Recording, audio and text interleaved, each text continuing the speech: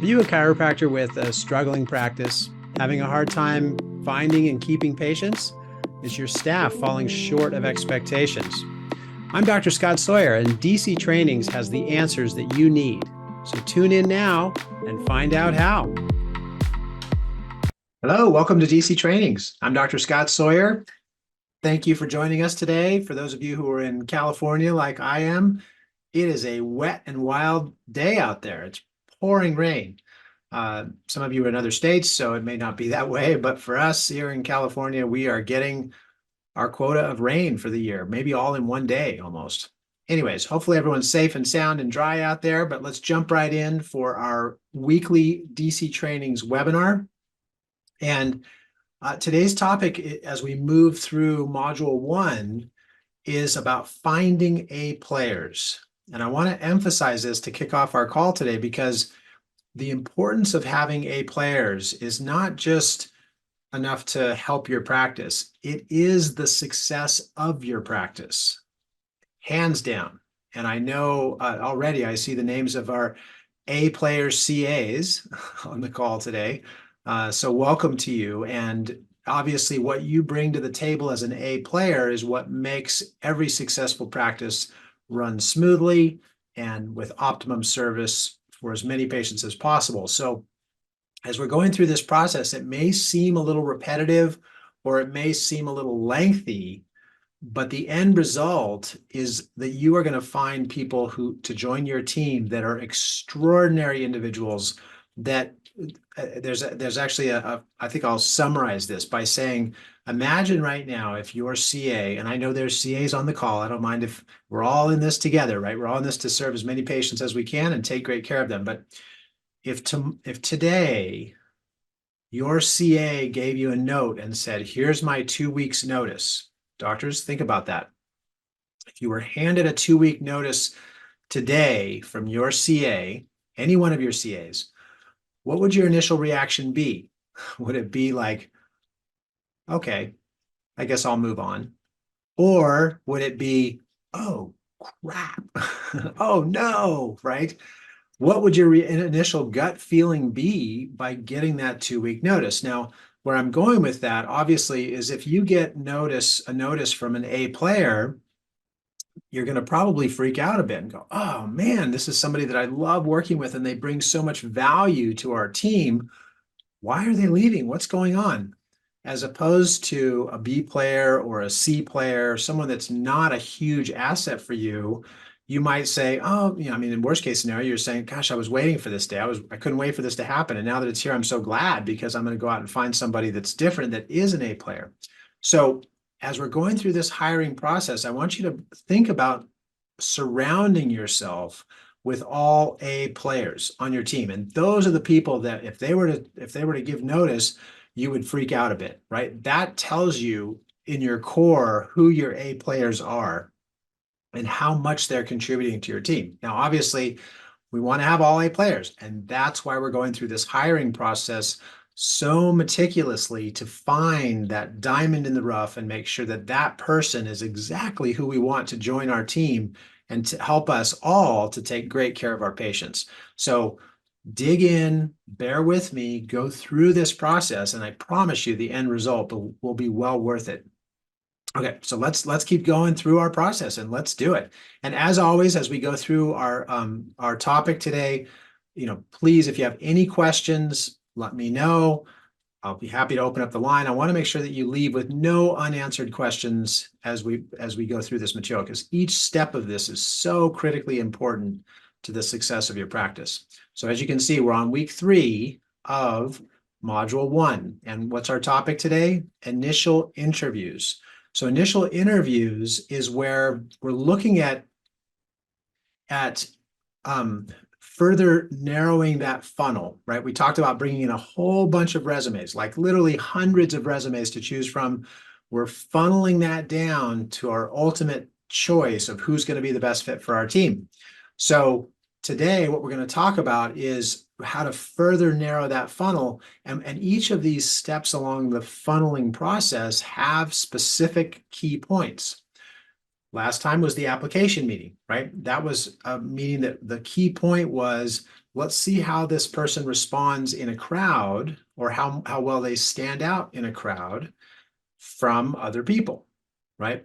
Today, we're going to focus on watching how this person responds under pressure, right? Because we've all had moments in our practice where there was an unhappy patient or an insurance company issue or whatever it is, where there was a challenge, right? There was a tense moment. So we want to see how people respond under pressure, not in an overbearing way, although for some it may be, but in a way that we can watch their response to that scenario, right? So we're watching for that. So let's go through this. And oh, I got to bring my mouse over here. There we go. Let's go through this and talk about the process. In this initial interviews process, there's two big steps. One is the application test, and the second is the panel interview. So in the applicant test, which I'll show you that in a moment on the website, this is given at the front desk. So when the person comes in, and actually, let me back up and just frame this for you, because in the initial interviews process, you're going to need to have somebody at the front desk who is not part of what I call the panel interview. So it's not somebody who's going to be doing direct interviewing. So you'll need to have someone at the front desk to orchestrate, the flow of these applicants as they come in. So that person, whether it be a patient of yours that you just hire for the day, I've done that many times. That's a great way to do it. Or somebody who's not one of your key players on your team, right? So that person is going to have someone come in, and I recommend scheduling 2 people for the panel interview or for the initial interview, and those 2 people are scheduled at the same time. Why at the same time? One's going to go take the applicant test. The other's going to go into the panel interview, and then we're going to swap. We're going to have that person that finished the panel interview go in for the applicant test, and vice versa. So you'll need a person at the front desk that can just orchestrate that swap and also greet the new incoming group of 2 for that next round of applicants. Okay, so at the front desk, when 2 people walk in, the front desk person is going to say to one of them, "Here is your applicant test. Please go ahead and fill this out." And again, I'll show that to you in just a minute, but let's go back to the slide. So on the applicant test, the reception CA will give that to the applicant, and they'll time it, because there's 2 parts to this test. There's a part that they'll fill in. They'll actually write answers to questions. And there's a second part where they'll actually be typing. You want to time both of these so that you can make sure you know how long it takes them to type. Are they a proficient typer? Are they a proficient analyzer of the information, which again, I'll show you that in a moment. So we're going to time that. That's the first part. And that timing is usually about 15 minutes. So what does that mean?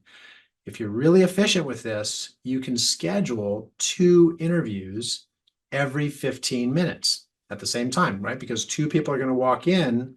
One's going to do the applicant test, and the other's going to do the typing test. Okay. Or I'm sorry, the panel interview. I got distracted. There's an Amazon truck that just pulled up outside my office. so that you may hear that in the background. Anyways, so these 2 people come in, one goes off for the panel interview, the other person does the written and typing test. Okay. So from there, then that reception CA sends them off to those 2 directions. Now let's keep going, because we're going to jump into the room where the panel interview is happening. Okay, the panel interview, as you can see on your screen, has a certain flow to it. So that flow is where the doctor is going to start out by asking 2 questions. I'll show you these in a moment too. The CAs, each one of the CAs on your team is going to follow up with their questions. And generally it's about 2 questions each. Then at the conclusion of that, the doctor is then going to ask a final 2 questions to wrap up. Then the applicant's asked if they have any questions. So if there's any questions that are remaining on their mind, then they would answer those questions, or they would ask those questions of the group. So there's that rotation, right? They come in, they sit down, or actually the greeter at the front desk brings them in, sits them down. Everybody's sitting in a panel, and I'll show you a picture of this in a moment. And the doctor starts, 2 questions. Next CA, 2 questions. Next CA, if there is one, 2 questions. Next CA, 2 questions. And then the doctor, 2 questions. Now, if it's just you and one CA, which is fine, doctor, you'll start with 2 questions. Your CA will ask 2 or 3 questions, and then doctor, you'll finish with 2 or 3 questions, and then the applicant will ask their questions. So depending on the size of your team, you can set this up in different ways. If you have a larger team, you might have the doctor start with 1 question, and each one of you asks only 1 question.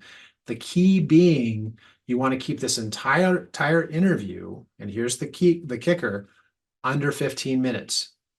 Now, let me just give you a little heads up, because as someone who's experienced with this, I've been in this trap.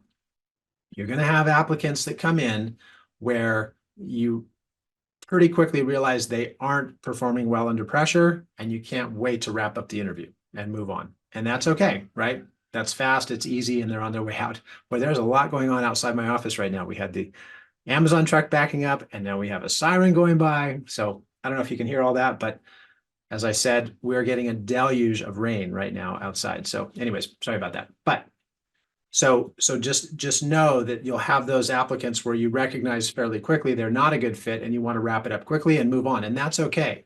But here's the trap that I want to tell you about.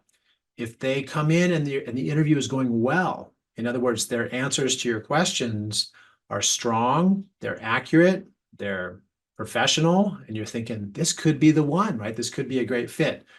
I don't want you to drag this interview on too long. I want you to still keep it within the time frame. There's going to be plenty more opportunities for you to get more information from them and determine if they're going to be a good fit. So don't let this drag out because you're happy with that applicant. Just know, okay, I really like this person, checked all the boxes, that's great. I'm going to put this one in the yes pile, and I'm going to move on. Okay, so don't fall into that trap if you're finding that you really are thinking that this is a great person. So again, just to go through that flow on the screen, right? Doctor asks the first 2 questions. The CAs follow with 2 questions each. DC asks the final questions. Applicant's questions are answered. That whole circle should be about 15 minutes. And that's how long it's going to take for the other person to go through and answer the questions and have their typing test. Okay, so it's a perfect time frame to go through that flow. Okay, so from there, after the applicant's dismissed, you're going to decide, is this the person that we like? Do we want to take it to the next step? And if the answer is yes, we're going to email them the applicant script. If it's a yes. If it's a no, if they move into the declined pile, then we send them the applicant decline letter. And you can see the flow as we're going through this, right?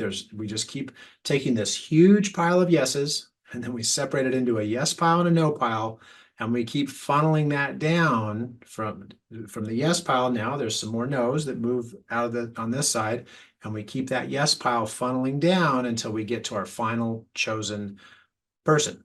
Okay, so we're just funneling it down. Okay, so that's how that process goes. And actually, let me just jump back up, because I think that was right there. Okay. Oh, I have to share the screen. Sorry. Let me share my screen. So that's how that flow goes. Okay. Now, in the seminar, of course, we had time to role play this and train on this, and that would be the next step. So what I want to do now, though, is I want to jump over to the website so that we can go through, there we go, the materials, right? And this is going to tie in with what that sort of overall flow that we just talked about. So on the website, as you can see, here's your materials. And I want to just pull this up real quickly, just so you have a visual. This is what the panel interview looks like. Okay, so let me just blow this up, because what you can see here, and this is kind of a fuzzy picture, but imagine you are, where the camera is, are the applicant. So this is what you're seeing, right? You're seeing a doctor sitting here, and then 3 CAs who are all facing the applicant and kind of rapid firing questions. I mean, that's literally what that should look like in your practice as you're setting this up. And again, why are we doing that? The reason why we're doing that is because how often have your CAs been at the front desk and had, excuse me, let me just take a sip of water here. How often has your CA been at the front desk with a patient who was maybe not so happy or getting confrontational or whatever. And then another patient walked in, right? And then they had to suddenly steer the conversation and realize maybe I can't say everything I was going to say, per HIPAA or confidentiality, because now there's another patient in the room. So you want to see how people perform in a pressure situation where they have to think quickly on their feet. And that's what this interview is doing with that type of an environment. Okay, so that's that picture that I wanted to show you. And oh, I'm sorry, and then we're going to jump back over. So okay. So then we'll close that. You can watch that video. It's just a 2-minute video, so you can watch that at your leisure to get an idea of how that flow goes. But I want to jump back over to here because this is the panel interview questions. And we've made this really easy for you because you can each just print a copy of this page. And from here, take notes on it or on the back of it with each person that you interview, right? So there's 2 or 3 questions per person. And again, keep it in that 15-minute time frame. So you might ask 3 questions, you might only ask 1 question. It just depends on how many CAs you have and how the time frame is going. So from the top here, we have the doctor asking, are you permanent in the area? Regarding your career goals, where do you see yourself in 5 to 10 years? I mean, that's just a great projection. Now, if you have an A player, A players tend to stay with a job long term, right? They really own the job. They learn the details. They learn how to perform well. So having somebody that's looking ahead 5 to 10 years or beyond is important. You also want to make sure that the person's going to be permanent in the area, right? You don't want to go through training this person for 3 or 4 or 5 or 6 months and then say, oh, then have them come in and say, well, I'm moving out of the area, right? So we want to make sure that they are looking for a permanent position and it's a long-term position. The next one, if we were to hire you, describe your personal talents that would benefit this company. So what are your strengths? What experience do you have? What environments have you worked in similar to this where you feel like your knowledge would be a positive contribution, right? So the answer here is detailed and relating numbers or measurable outcome. Now, this is important because we want to make sure that this person has experience from the standpoint of performing with some measurable outcome, right? We're not looking for a CA who just clocks in and clocks out. We want somebody who's going to come to the office and actually contribute in a meaningful way and be accountable for specific responsibilities. Okay, so that's an important aspect. So that's why this question is asked, to see if they have experience in this area, or at least if they're willing to operate with those kinds of parameters. Then how creative are you? This is sort of a get out of your comfort zone question. And what that means is that we're asking them for sort of a spontaneous answer, right? I mean, it's not a question that would be expected. It's certainly not something that's, inappropriate to ask or unprofessional. It's just a kind of a off the cuff, how creative are you? And they'll give you examples. They might say, I'm creative because I'm a watercolor painter and I like to paint pretty pictures. Or they'll say, I'm creative because I was put into a job once where the boss didn't train me at all. And I came up with my own list of responsibilities and I grew the company based on my responsibilities because my supervisor didn't really help me. Like that's an answer where I would think, okay, good. This person can think on their feet. They'll take initiative. They're calm under pressure and they are accountable to a specific result. So those are kind of, those are some questions that the doctor would ask. Now, I've given you more than 2 for each one of the categories because I want you to pick the 2 that feel like they're the best fit for you. And I want you to pick the 2 that you feel are the best fit for this candidate's strengths and talents. Okay. So as an example, one of the questions you may not need to ask is, are you proficient in another language? Right? But if that's something that's a requirement for the position in your office, and you have a lot of patients that speak another language outside of English, then you'll want to ask that, right? So, so you can go through these and read through them, pick the ones. Actually, we like to pick it ahead of time. So when the candidate's coming in, I'll meet with my team and we'll talk about, okay, this is from this person's resume. Here's what we're looking for. These are the strengths that we're identifying. These are some areas that we potentially could see some challenges. So which questions do we want to ask? and we just go around the circle, around the team. Everybody chooses, and we circle those. So we already know going into it who is going to be asking which question. Okay, so that's the first one, or the first material there. So you can use those. Let me close that and jump over to the next one. This is the applicant test sample. I also want to just show you here that we do have the blank one on the website, so you can download this directly off the website and print this out for your office. It's right here. And so that's available for you. And then again, we have the videos here for training on there as well. But let's jump over to, I'll close or here, this one. So the sample. So what are we testing here in the applicant test? The first thing is filing. Okay, now these days, computers do a lot for us. So you may not have actual paper files that you're filing, but it has to do with maintaining order and sequences, right? And that's why this is something that we want to test on, because when we're testing on order and sequences, we're actually testing a person's ability to carry a thought along a path to produce a certain outcome. And there's many examples of this, but as technology has advanced and we're not using paper files anymore and computers are filing things for us alphabetically, automatically, we still want to hang on to this because we're testing a person's ability to follow through in a sequence and maintain clarity of thought through that sequence, right? So that's why the filing test is so important. Okay, so then the next one is the spelling. Well, I think we've all had situations where we got a message from our team, or maybe not all of us, some of us are newer in practice, but if you got a message from your team where you couldn't read the spelling or the name was spelled wrong and then you called the person by the wrong name. So those are kind of embarrassing. We want to avoid those. So we want to make sure that we test on spelling and a person's ability to articulate correct spelling. Okay, so really important. So we're testing on this. I know many of us have computers with spell check and all of that. So again, technology is helping us in many ways in this area, but this is still an essential ingredient of testing somebody's intellectual capacity and ability to maintain the correct spelling, right? So that's a priority in your practice.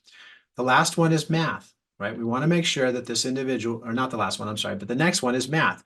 We want to make sure that this individual is confident in performing math. Now, one of the key examples of this is at the end of the day, when you have your CA accumulating all of the collections, right? The money that was collected during the day over the counter, the revenue that was collected, figuring out EOBs from insurance companies, all of the patient visits, right? Calculating patient visits. So just some basic arithmetic is a requirement in any chiropractic office. And we want to have somebody that's talented in terms of just basic adding, subtracting, multiplying, dividing, just basic arithmetic. Now, in this example, we're using addition, but again, it's in the context of dollar values. So we want to make sure that they're comfortable doing that.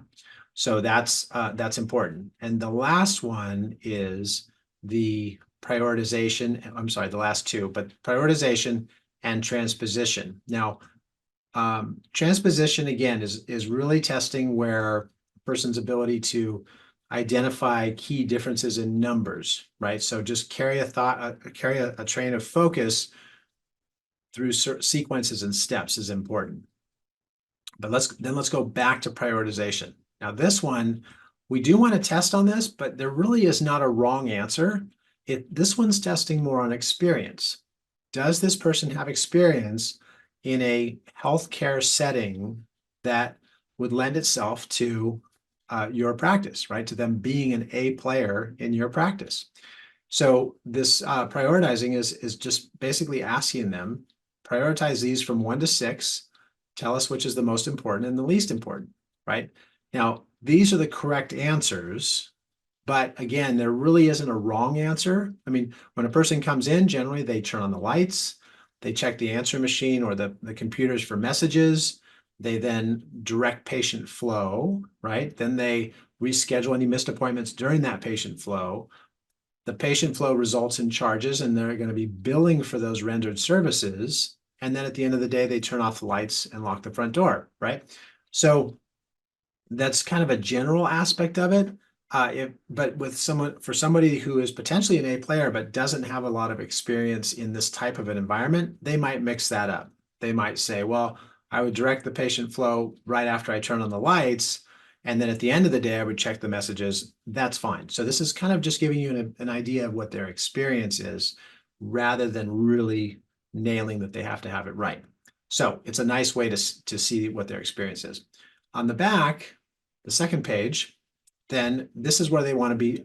We want to test their ability to type, right? Having that ability to type and even use a 10 key for mathematics, those are great assets. Those are great contributions to your practice. So we do want to test our applicants' ability to type and to type clearly. Now, one thing that I'll just point out is when you're setting them up to do this typing test, I would ask them not to do spell correct. Okay. Now, it's okay if there's some typos, that's fine. But computers these days, obviously, they underline anything that's not spelled correctly. So if there's a way in your computer you can turn that off, or just tell them, type it out one time through, don't correct any typos, then that'll give you a good indicator of how well this person can type. If they just type it through real fast and then right afterwards right click on all the words that were mistyped, and they all get auto corrected, it's not going to give you a real clear ability or clear view of what their typing ability is. So just something to have a heads up about and to check in with them on. Okay. So those are the materials, right? So we have our applicant test sample. We had our panel interview sample right here. And those two are going on simultaneously. And that way we can measure that in our interview process. Okay. So, all right. So with that, this is kind of a relatively short topic today, but no less important, right? For the reasons I spelled out in the beginning. So this would be a good time for me to check in with you and see what questions you have. And so let me, actually, I want to say hello because we have some CAs on the call. So let's say hello to Celeste. Good morning, Celeste. And if you could open up your line, that would be great. Good morning. Good morning. Welcome. I think Hi. you've probably done some of these panel interviews before. Yes, I have been present at many interviews over the years of me being here, and I really have gotten accustomed to the process and like it so much better than my experience with interviews before working with Dr. Kinich. Yes. So maybe just for fun, because we have other CAs on the call too, give us an example of how you saw in that environment, that kind of high pressure environment, you Mhm. saw some traits that came out that ended up being real positive traits that, you ended up hiring the person based on those. Well, for me, it definitely starts with right when they come in, how you make that personal note as they're coming into yourself about how they initially interact with you up at the front desk as they're signing in. That eye contact, the way they speak, the way they carry themselves. I definitely I zone in on that first, and then I look to make sure that's kind of consistent throughout the interview. And if it's something that is consistent, and I know they weren't just you know having a good day or putting on a show, I know that that's really who they are. Then that for me that makes them with other variables a good candidate. Great. Yeah, those are the words of wisdom and experience right there. Yeah, so you want to see that continuity of that particular person's characteristics and traits through the different interviews along the process. Yes. Yes, absolutely. Great, great. Well, good job and great experience. And how long have you been a CA now? 8 years. Yes, I knew it was a long time. So congratulations. Great job. Definitely an A player. And keep up the good work. Thank you, Dr. Sawyer. Appreciate you. Yeah, of course. And I appreciate all of you. I mean, I feel so strongly that there's just no way we can have a successful chiropractic practice without everybody pulling in the same direction. And that includes the CAs and the doctors and just everybody on board. So So it's really great to hear from a CA who has so much great experience in a busy practice. For those of you who don't know, Dr. John Knitsch, he has a very successful practice in the Bay Area and obviously retains his CAs for a long time, which makes for stability in your practice. And not just from me as a practice owner standpoint, more from the patients. I mean, patients want to, especially many are coming in vulnerable, in pain, not feeling their best. So to have the security of developing a relationship with the front desk staff and the other people on the team outside of the doctor, it really gives them a sense of belonging and of being cared for. So that relationship goes a long way. And I think it's important to, again, to recognize Celeste for that. So good job, Celeste. Let me say hello to Dr. Glenn. So Dr. Matt, you there? Hey, Dr. Scott, how are you? Welcome. It's great to have you on the call. It's Uh, good to be here. yes. And so how many CAs do you have now? I have one, and I have one part-time on Fridays who's helping out while we get our applications out. So I'd say in the next 2 months or so, I should be ready to hire the next person. Fantastic. That's great. So you Yeah. have one and a half. And when you say helping you out, is that person eventually going to be coming on board more, or they're just helping you out in the transition until you find somebody else? We're gonna see because I'm gonna make her apply for the job too if she chooses to want it. But right now, my other CA has some commitments on Friday, so I needed somebody to backfill. So she's just kind of backfilling for the days that my other CA can't be there. Great. Great. I think that's important. And actually, something that you just brought up, which is very important, and I'm going to use a different example, but it ties back to what you said. And I think everybody's going to want to hear this because all of us, when we go into the hiring mode, one of the avenues that will receive resumes or applicants is through our own patients. And when our own patients apply for the position, I mean, that is such a great compliment, right? That's them telling us, not only do I recognize you as my doctor and you're taking care of me, but I also recognize how well you run your business. And I would love to be a part of that, right? So it's a huge compliment when one of our patients applies for the position. And one of the shortcomings that can come from that is because we feel like this is our patient, we already know them, they obviously know how our practice works, although that's not always the case, so don't fall for that trap, but they know how the practice works. So let's just go ahead and hire them because they're already a good fit. Don't do that. Don't fall in that trap because from a patient's perspective, that's a very different perspective than it is from a CA's perspective or an employee perspective.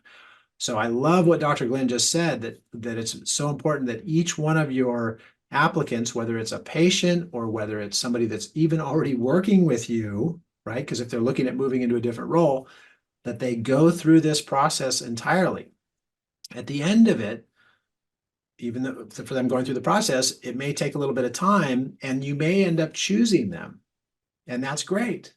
But what happens to their value for the position after they just went through the whole process from that perspective? The value for that position is much, much stronger. They're going to hold, if they end up getting hired after going through that whole process, they are going to hold on to that job and they're going to value it because they know that even with their experience with the practice, whether they're a current CA, like we just talked about, going to a more full-time position, or whether they're a patient and they have experience from that side, the value they gain by going through that whole process is going to gain you much more longevity, much more commitment. And then if they end up being the A player that you choose, you're going to have a great fit. So still go through that process and make sure you don't shortchange it. So thank you for that, Dr. Glenn. That was great. Perfect. Anything else I can help you with? No, I'm just, right. My practice is following right along with the book perfectly.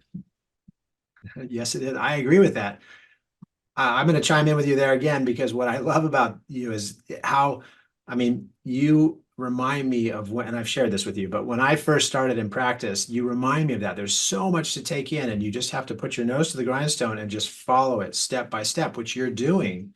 And it's so great that you're doing that because the results, when you follow it step by step, they start to materialize so fast. So good job. I see it. Thank you. You're welcome. Yeah, keep up the great work, and I'll talk to you soon. Appreciate you. All right. So, are there any other questions? Because these are great topics, and I think it's important that we're kind of pulling in these other angles on it, and it's really great that that you're all seeing that. Just to back up for a moment, remember the flow. We put out our net, and we cast our net out to capture, excuse me, as many resumes as we can, and then we filter those resumes. Who lives within a 30-minute commute during rush hour, and who has had less than 3 jobs, or no more than 3 jobs, sorry, in the last 2 years. We filter that. Then those applicants, that group, now that are filtered, come to our application meeting, and they come into a group, and they walk into a group of people who are all applying for the same position. So they look around and they realize, wow, I'm not the only one applying. There's a lot of people here. And one of two things happens. Either they say, I don't think I'll get the job because there's a lot of people here. I don't stand a chance. Or if they're an A player, they say, I'm better than all these people. I'm the one that should get the job out of all these people. So that filters it down further, right? Plus they get a chance to make their first impression with you on a face-to-face basis. From there, we filter that down. Now we're going to the panel interview. And on the panel interview, we have just done 2 things. We've gotten a written test, a typing test, and we see how they perform under pressure, which means there's one person facing many, all asking questions. On the former, on the application meeting, it's one person, but they can kind of get lost in the crowd, not from your perspective, but in their own perspective. So they kind of feel like, okay, I'm not being put on the spot. I can sort of just mingle. I don't really have to stand out. And that's a different aspect of their behavior than it is in the panel interview that we're talking about today. So you're watching for those characteristics, and you're watching who stands out, who shines, who stands above the rest, and who makes that great impression in each part of this process. So, so now from these initial interviews that we've just done with the panel interview and the typing or the test, now we're going to move into the next step, which we'll do next week. And that's going to be where we talk about I'm completely drawing a blank on the word, but we're going to talk about the reference checks. The reference checks is the next step, and the one-on-one interview. The one-on-one means that you doctors are going to meet with this person individually. You're going to talk about topics such as wages, individual needs, individual circumstances that might get in the way of your work schedule. All of those things get discussed in this one-on-one interview. And they also, at that time, you're going to be calling their references. You're going to check in with them. And we'll talk about that when we get into that section. But I just want you to see that whole flow and how that's moving through to get you to your A player. So with that, let's see, do we have any other questions? I don't see any other questions. The doctor I was looking forward to asking a question. He had to jump off early. So that was unfortunate, but that's okay. So we'll go ahead and jump off a little early. And actually, maybe I should just remind all of you that today's February 1st, right? So today is the day that your success rates are going to show for the first month of the year. And that's important because if you've been putting your numbers into the goals tracking system, today's the day where you get to see, how is our year starting out? How is it going so far? So I'm going to show you mine next week because I need to total ours up for the week, for the first month, but today's the day. So go in, check your success rates out, look at how your numbers are towards your goals. If you have any questions on using the system to formulate your goals or to crystallize where you want to go through this year, please let me know. You can email me at dctrainings@gmail.com. And aside from that, we'll go ahead and wrap it up unless there's any other questions. I don't see any hands up. But thank you everyone for chiming in, and stay dry if you're in California. Otherwise, thank you for being part of DC Trainings, and I will talk to you next week. If you would like to become a member of DC Trainings, be sure to head on over to dctrainings.com to get started today.